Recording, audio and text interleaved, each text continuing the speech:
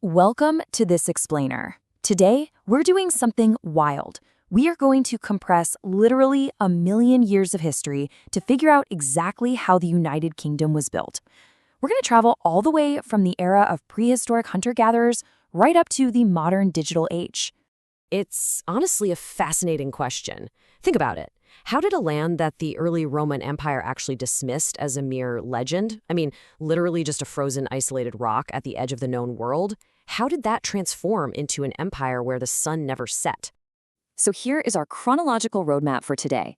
We'll trace 5 major turning points: ancient shores to Roman roads, then invaders, kings, and castles, followed by plagues, parliaments, and Tudors. After that, we'll hit the boom of the Industrial Empire and wrap up with world wars to modern Britain. Let's get right into it. Section 1. Ancient shores to Roman roads. Okay, we're going to fast track through some massive waves of early human evolution. We're starting back when Britain wasn't even an island yet. It was this harsh, frozen landscape physically attached to mainland Europe. We kick things off about 950,000 years ago with Paleolithic hominids wielding simple flint axes. Then, as the ice melted and Britain actually became an island, we see Mesolithic hunters arriving around 8000 BC. Fast forward to 2200 BC, and Bronze Age metalworkers are crafting complex tools and, get this, leaving honey residue in clay beer pots. Finally, by 1200 BC, we hit the Iron Age, a time dominated by fiercely independent Celtic tribes with some seriously advanced weaponry. But as tough as those Celtic tribes were, they eventually met their match. Julius Caesar had actually tried and failed to conquer the island, but Emperor Claudius, he pulled it off in 43 AD. And this right here perfectly shows the sheer organizational power of Rome. They didn't just conquer the place, they totally rewired the landscape.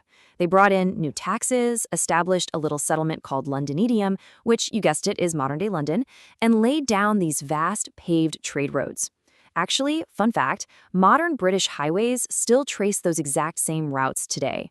Pretty amazing, right? Moving on to Section 2, invaders, kings, and castles. So when the Roman Empire eventually collapsed, it left a massive power vacuum, and in swept the Vikings in the 800s. Now, we usually picture them just as these terrifying invaders who pillaged coastal monasteries, and they definitely did that. But we kind of need to shift our perspective here.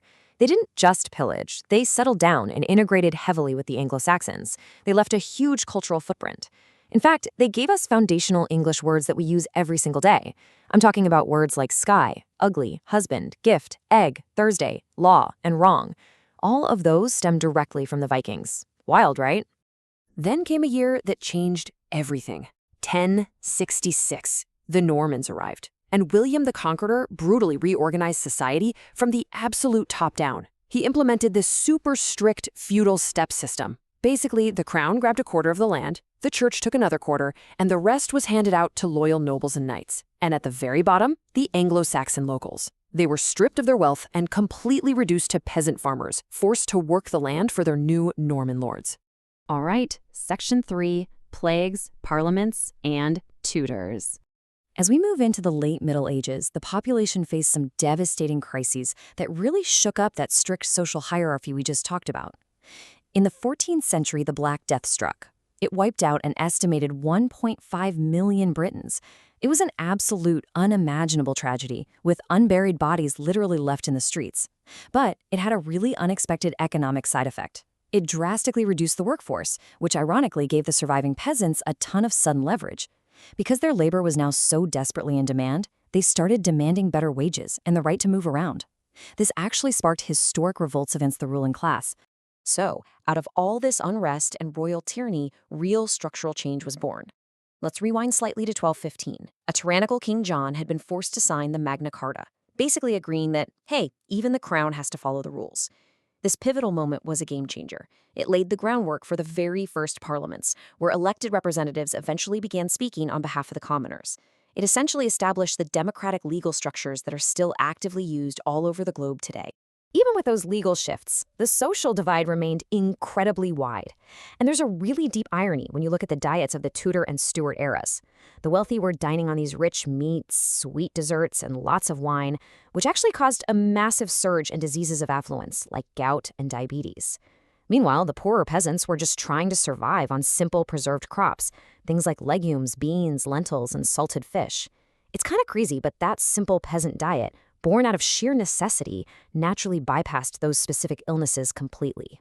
Which brings us to Section 4, the Industrial Empire. This is where we see a monumental shift, we're moving away from an agricultural life where up to 90% of the population worked the land, right into the smog and heavy machinery of the Georgian and Victorian eras. The Industrial Revolution literally flipped society on its head. We see this rapid, explosive transition to mechanized manufacturing. It pulled huge crowds of people out of the rural countryside and crammed them into newly urbanized cities. And once they were there, men, women, and tragically, even small children were put to work in incredibly dangerous, steam-powered factories and deep, suffocating coal mines. But this era truly built the absolute foundation of an empire. Just take a look at the explosive growth in coal production. Back in 1836, Britain excavated 30 million tons of coal. By 1880, that number had jumped to a staggering 44 million tons. This massive output was the absolute lifeblood of the era. It fueled the trains, powered the massive steamships, and drove the global expansion of an empire that ended up touching every single corner of the globe. And consider the impact of some of these specific innovations. You had the steam engine, which pumped water out of flooded mines so miners could reach deeper coal. Then there was the water frame, which completely revolutionized the mass production of cheap textiles. And the introduction of turnpikes, these paved toll roads, drastically cut down cross-country travel times. These inventions didn't just make Britain rich, they literally built the foundational, logistical, and mechanical infrastructure of the modern world we live in right now. Now for our final era, Section 5, World Wars to Modern Britain. Entering the 20th century, the massive industrial might and sprawling global reach of the empire were put to the ultimate, most devastating test imaginable. With the outbreak of the World Wars, the nation faced unprecedented existential threats. Prime Minister Winston Churchill famously anchored the nation. He declared, "I have nothing to offer but blood, toil, tears, and sweat." And that climactic promise rallied a country that had to rely on every single civilian just to survive.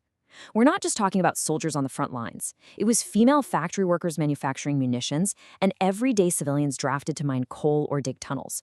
The total mobilization of the British public was the only way they weathered the sheer devastation of these global conflicts. But out of the ashes of war, Britain completely rebuilt itself. The post-war transformation was just sweeping. The government established the modern welfare state, most notably creating the National Health Service, the NHS, in 1948 to provide free healthcare for everyone. They also began the process of peacefully dismantling their massive empire, with the independence of India in 1947 marking a massive turning point. And as we move through the late 20th century, the UK transitioned from this heavy industrial titan into a really vibrant global powerhouse of culture, literature, music, and film. So having transformed from isolated hunter-gatherers chipping flint all the way into a nation that exported the very English language we're using to communicate right now, we have to ask what the next era holds. The empire might be dismantled, but its cultural, legal, and technological footprint remains firmly embedded all across the globe.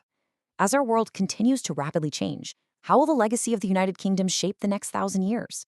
That is definitely something for all of us to consider. Thank you so much for joining me on this explainer.